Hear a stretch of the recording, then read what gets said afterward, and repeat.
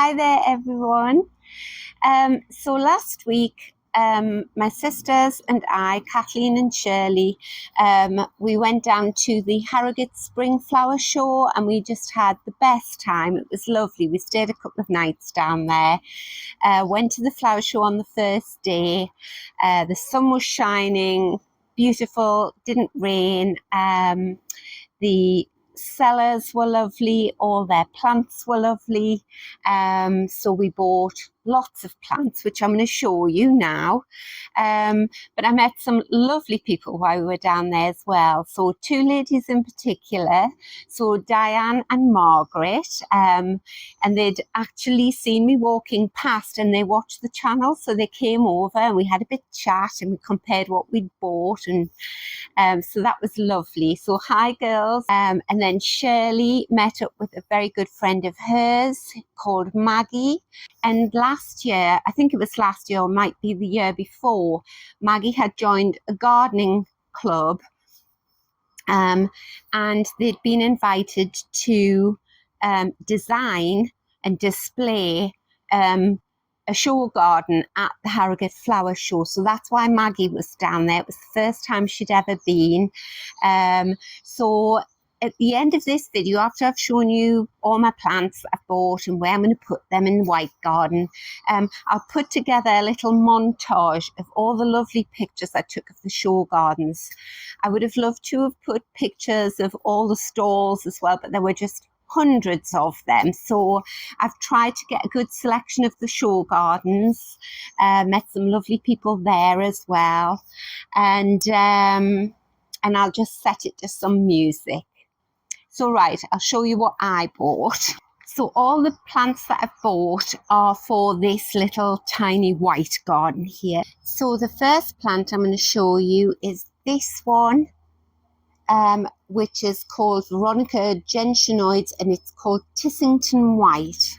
And we'll just see the conditions that it likes to grow in.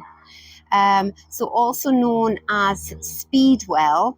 A mat-forming perennial with rosettes of dark green leaves, upright stems of white flowers in early summer, height and spread 45 centimetres, flowers June to July in full sun or partial shade, in moist, well-drained soil, and it's fully hardy, so that's brilliant. So the other little plant that I got is this one, and this is a phlox. It's called May Breeze. Isn't that beautiful?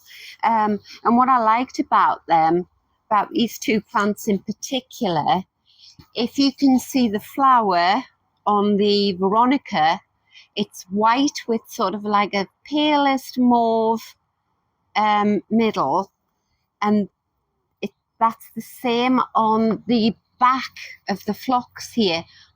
It's white on the front of the petal, but it definitely has a mauve tinge to the back. It's beautiful.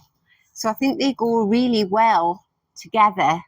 And then the other plant that I got is this one, and this is a perennial poppy, and it's called Royal Wedding, and it gets a beautiful big white flower with a black center. It's gorgeous.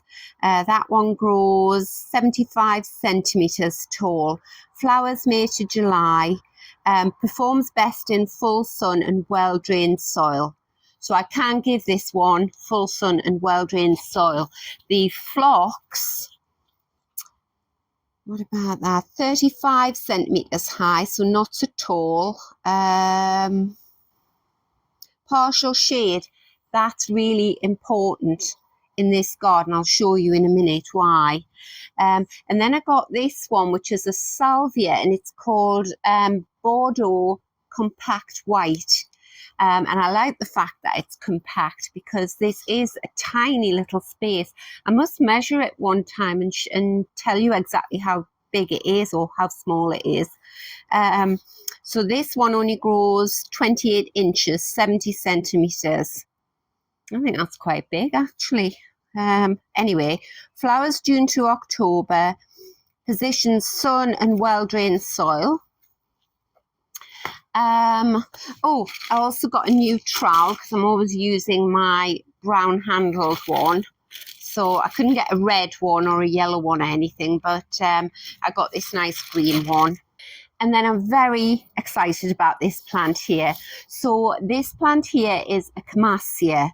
I'll show you the flower. This one, it's just called Alba. So it's just a white Kamassia.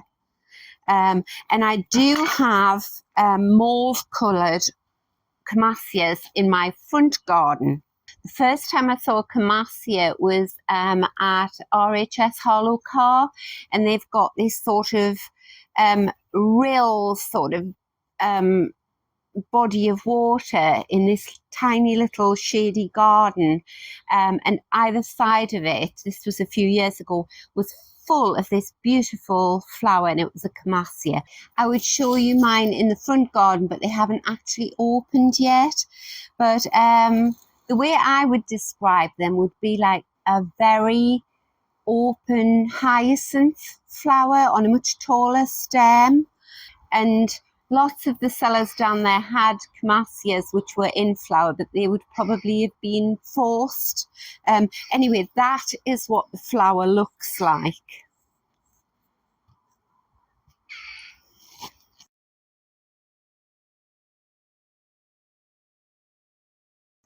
And they just sort of bulk up year after year. But this seller was a very nice gentleman called Malcolm. It's Stella and Malcolm Exley from Hare Spring Cottage Plants, and they own the national collection of Kamassias, so he knows all about them, and I had a good chat. So I was delighted when I saw the white one. I thought, right, I'll put that in the white garden. And what Malcolm was saying was that it will flourish in dappled shade. They will tolerate sun, but the flowers go over much more quickly then. They're not a long-lived flower, but dappled shade is best. So I'll show you in a minute where I'm going to put all of these plants. So if you look at this plant, you can see all the beautiful white flowers coming up there. Lots of them. Can you see down there all the lovely flower heads there? And when the flower heads do come up, they shoot up really quickly. So what he said was to buy a plant, take it back, plant it, see how it does. And then if you like it and you want more, you can order Kamassia bulbs from them in the autumn, and you plant them in the autumn, and it actually says here on the care label, plant bulbs in autumn in reliably moist soil at a depth double the size of the bulb. Cut down the whole flower spikes after flowering and allow foliage to die back naturally, just like you would a daffodil or anything. Split established clumps July to August and replant immediately. Oh, and the good thing is it says slugs and snails do not touch Kamassia. Woohoo. Brilliant. Right, so I'll explain a bit about the light conditions in this garden.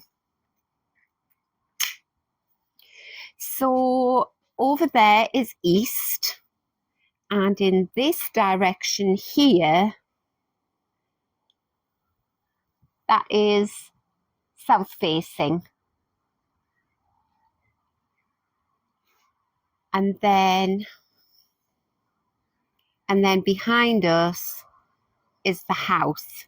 So you can see that this garden has a lot of shadow cast from the garage and the house. And what happens is, so it is 5 o'clock in the evening now. I'll take the tripod out of the way.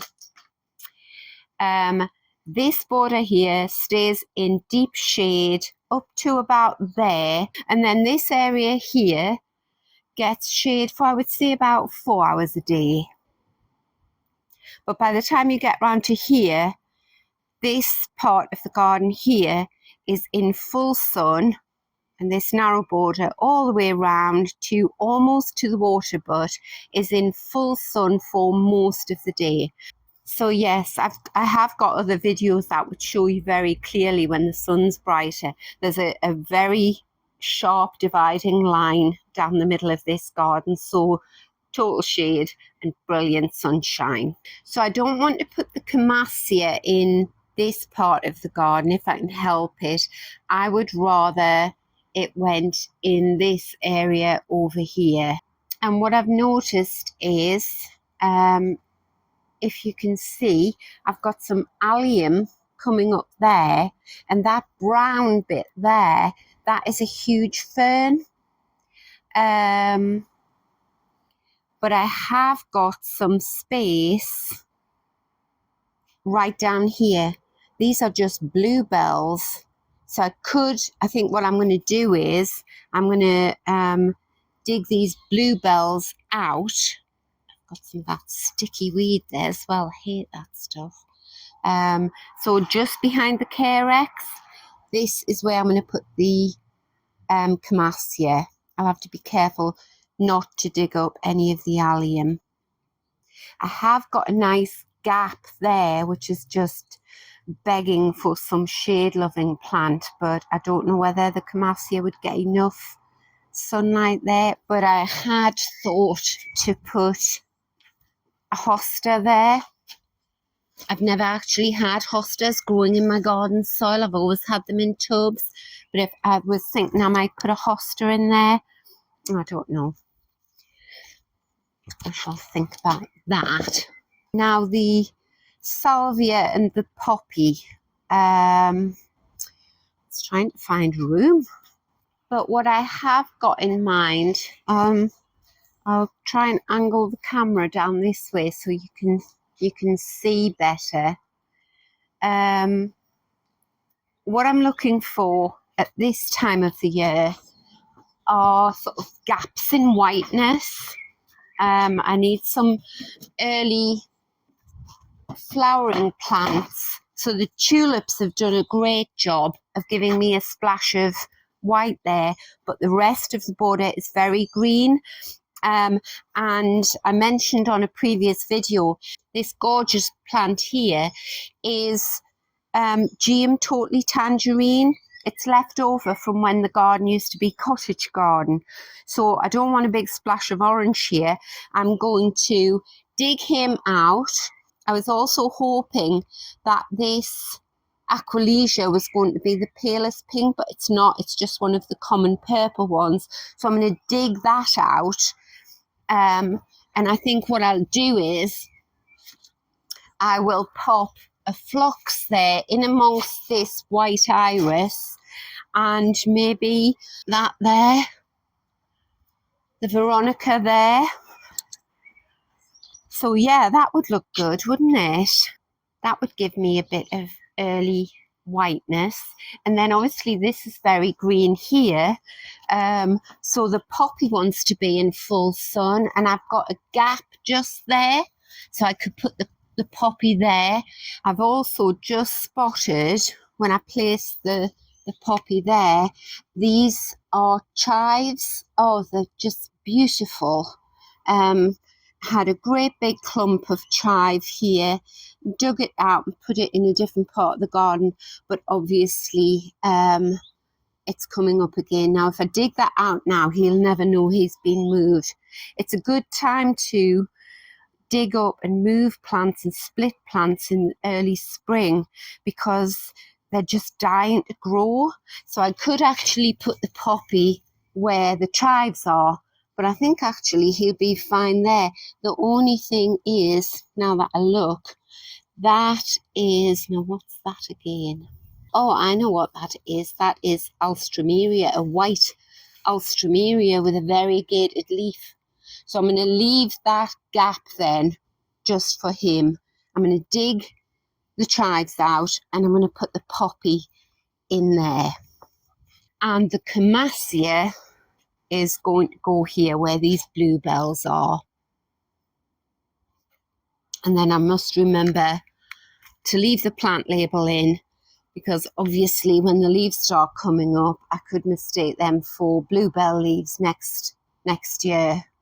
Oh, and then we've got this little salvia. who likes, what does he like? So he likes full sun as well. You know, I think I might put the salvia down here in amongst these wallflowers. Yeah, I could put him there, or I could put him just behind the wallflowers in this gap in front of the allium. This plant here is Achillea marshmallow, and I think it was my favourite plant in the white garden last year. I just love it. Anyway, yes, so I could cut those allium leaves off because I'm not bothered about them.